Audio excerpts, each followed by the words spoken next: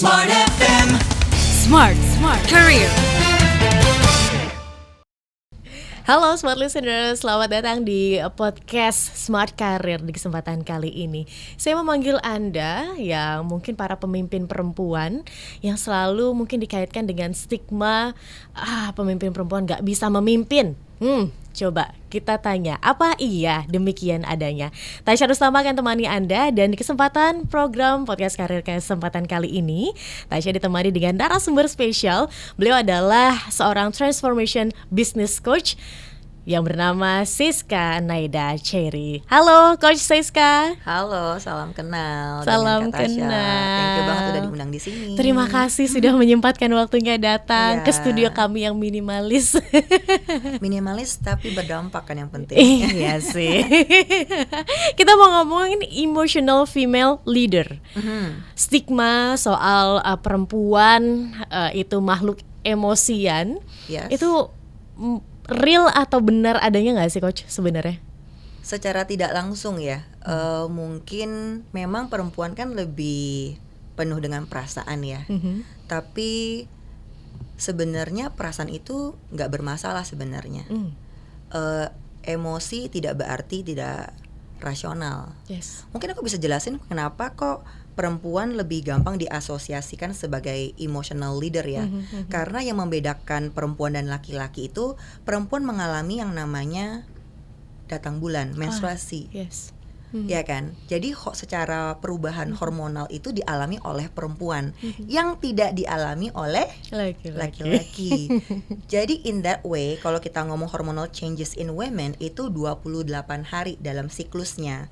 Sedangkan laki-laki itu dalam 24 jam itu laki-laki 24 jam kurang lebih. Jadi secara tidak langsung laki-laki lebih stabil dari hormonal changesnya karena setiap hari berubah, maksudnya pergantiannya tuh sama kayak gitu.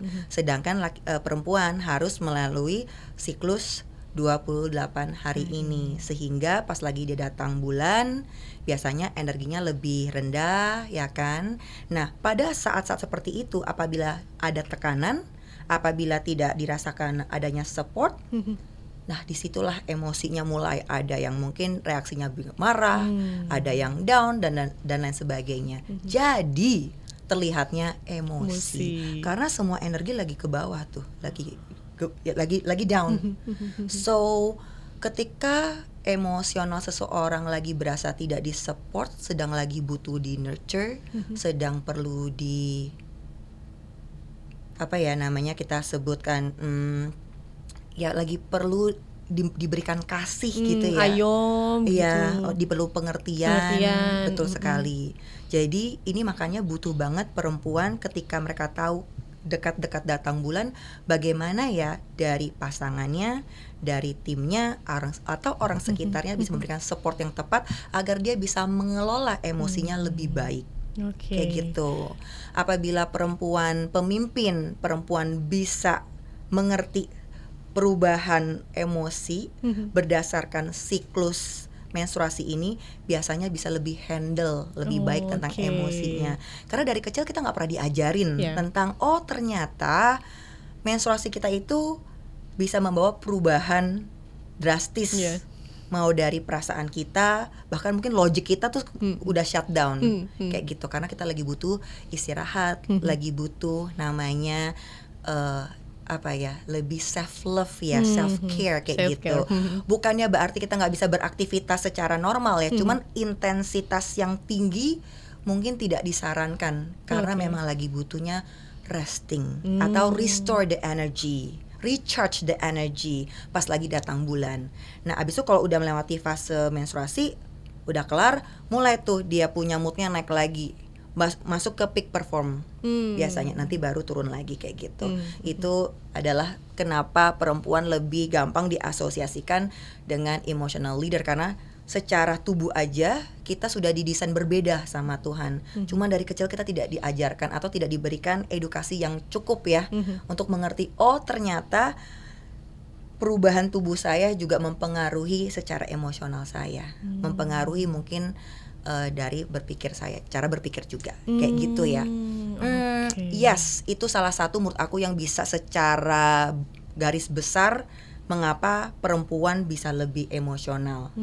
Tapi apa mereka tahu sebenarnya bisa dikelola dengan baik.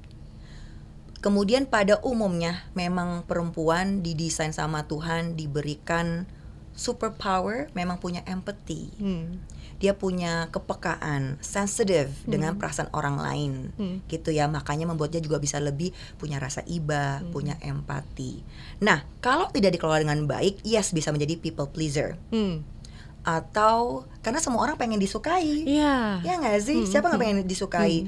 Karena pengen disukai, akhirnya semuanya diiyain, ya kan? Jadi terlihatnya tidak ada ketegasan, sulit membuat keputusan. But once you aware, oke, gue ngerti perasaan lo nih, ya kan? Gimana ya kita tetap bisa mempunyai batasan-batasan yang jelas. Jadi yes, kita mengerti bahwa perempuan itu mempunyai kekuatannya empati, perasaan, tapi jangan sampai istilahnya kebablasan. Kata kuncinya adalah belajar untuk mengelola. Dan ini menurut aku tidak hanya untuk perempuan, termasuk laki-laki sebenarnya.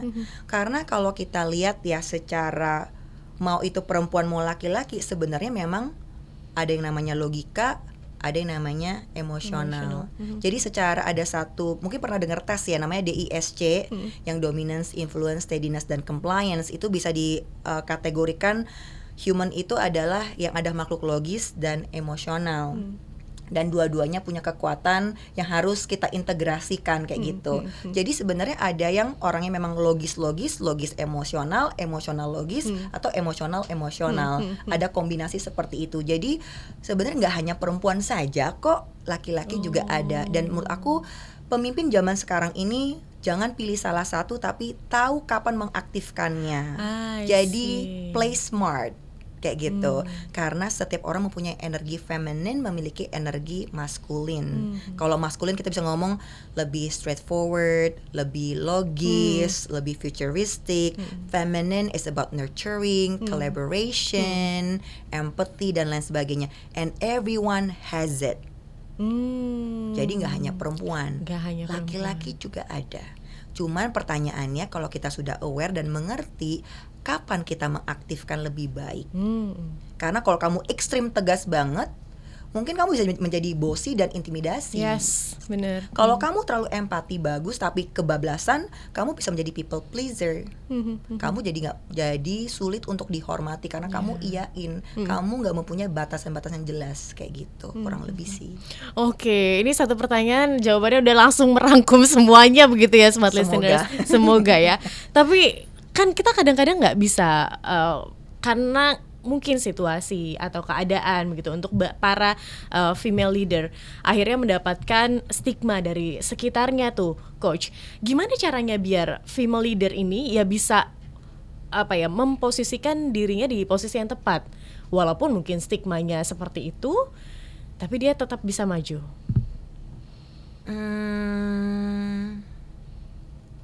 Kebetulan aku perempuannya cukup beruntung ya. Maksudnya aku nggak pernah dilabelkan perempuan yang emosional, malah perempuan yang logis. Tapi kalau malah menurut aku zaman sekarang itu ada sedikit perubahan. Karena banyak sekali kondisi dengan modern kayak perempuan itu bisa punya pilihan berkarir, edukasi lebih tinggi. Menurut aku malah kebanyakan sekarang perempuan ini kecenderungannya jadi terlalu logis, sehingga mematikan rasa perasaannya, empatinya. Aku nggak tahu apakah dialami sama kakak Tasya. Tapi menurut aku semakin banyak perempuan itu menjadi perempuan yang dominan, yang sangat terlalu logis, malah mematikan perasaannya. Menurut aku kayak gitu. There's nothing wrong ya, karena menurut aku banyak sekali situasi yang mendorong perempuan harus maju dan harus step up, kayak gitu. Mungkin untuk perempuan-perempuan seperti ini dan termasuk saya, perempuan-perempuan yang alpha kayak gitu kan ya, kita juga mengerti kapan kita menggunakan empati kita. Menurut aku itu ada salah satu halnya. Jadi jangan melepaskan karena waktu aku dalam perjalanan kepemimpinan aku, bahwa emosi itu adalah kelemahan. Untuk showing vulnerability adalah sebuah kelemahan. Padahal actually itu adalah sebuah kekuatan, karena kita dalam bisnis sebagai pemimpin tidak bisa bekerja sendirian. Tapi if you never show kalau kamu butuh bantuan, gak ada orang yang bakal bisa bantuin kamu, gak bakal ada orang yang bisa men-support kamu. Itu menurut aku lebih untuk PR perempuan yang alpha atau dominan. Asking for help, susahnya amit-amit kayak gitu kan. Gengsinya tinggi ya. Katanya ini ya iya gitu kan. Sedangkan perempuan menurut aku yang di stigma, misalnya di label kayak leaders yang emosional, menurut aku caranya paling gampang adalah be authentic as who you are, dan benar-benar bisa show what you really good at. Jangan takut untuk berekspresi, menunjukkan apa sih talenta kamu, hadiah yang diberikan oleh Tuhan. Karena every single human being diberikan hadiah, talenta untuk bisa berkarya dan berkreasi. Once we can show what you really good at, menurut aku orang lain gak akan bisa berkata apa-apa. Menurut aku itu ya, untuk bisa mendapatkan posisi kamu di sesuatu tempat, show what you really good at. Sampai orang yakin, oh ya ini memang kamu punya, gak bisa digantikan. You are not replaceable kayak gitu. Nah ini yang mungkin bisa membuat perempuan-perempuan bisa lebih pede lagi dan bangga sama diri dia, kayak gitu. Oke. Ya. Baik. Ini kan berarti harus juga muncul awareness begitu ya, Yes. coach, dari sekelilingnya. Betul. Dimana ya tahulah bahwa namanya perempuan ada siklusnya tadi, Yes. yang kita juga harus paham bahwa oke, mungkin ini siklusnya lagi begini, jadi coba kita memposisikan diri. Tapi bisa nggak sih seorang leader itu ya, maksudnya egois seperti itu, maksudnya ya udah kan aku nih lagi merasa nggak enak nih, aku lagi ngerasa nggak fine, tapi sebagai leader begitu kan. Nah ini kan akan efek ke bawah-bawahnya. Menurut coach sendiri seperti apa? Kata kuncinya adalah komunikasi, itu yang penting. Oke. Tadi kan apabila kita lagi datang misalnya lagi masuk siklus yang rendah ya, bagaimana kita lagi mengkomunikasikan, oh ya saya dalam kondisi seperti ini, saya butuh bantuan. Maka tadi saya bilang untuk mengucapkan, mengkomunikasikan saya butuh bantuan itu tidak mudah, karena pemimpin sudah dicap kamu harus kuat. Iya. Tapi pemimpin juga manusia toh, ya nggak sih?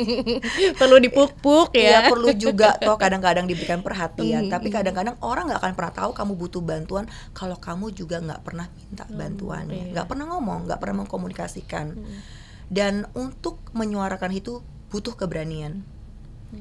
Untuk ngomong tidak nyaman butuh keberanian. Pertanyaannya, berani nggak untuk menunjukkan bahwa saya lagi tidak nyaman, saya lagi letih, saya butuh bantuan. Terutama untuk para perempuan, jangan sampai dikira kalau saya menunjukkan hal ini saya dianggap lemah. Karena manusia tidak ada yang sempurna. Kalau kita sudah mengerti konsep semuanya tidak ada yang sempurna, tandanya kita punya kelebihan, kekuatan, dan juga sebaliknya kita punya keterbatasan dan kelemahan. So menurut aku adalah belajar konsep jangan jadi superwoman. It's so tiring, capek gitu kan. Belajarlah yang nama konsepnya super team, yang dimana setiap individu punya kekuatan masing-masing yang saling melengkapi, sehingga kelemahannya juga bisa disupport satu sama lain. Belajar konsep super team, jangan jadi superwoman. Gitu. Oke. Iya. Coach, ini sebenarnya seru banget pembahasannya, karena kita tahu kan namanya perempuan dengan segala dinamikanya seru banget, apalagi kalau kita ngomong konteksnya di bagian leadership begitu kan, kepemimpinan yang ya diasosiasikan harus kuat, harus nggak boleh ada kesalahan, perfect begitu kan. Itu kan tired banget ya smart listeners. Tadi semoga saja bisa mencerahkan dan juga membuat Anda terbuka, terutama untuk Anda para female leader di luar sana.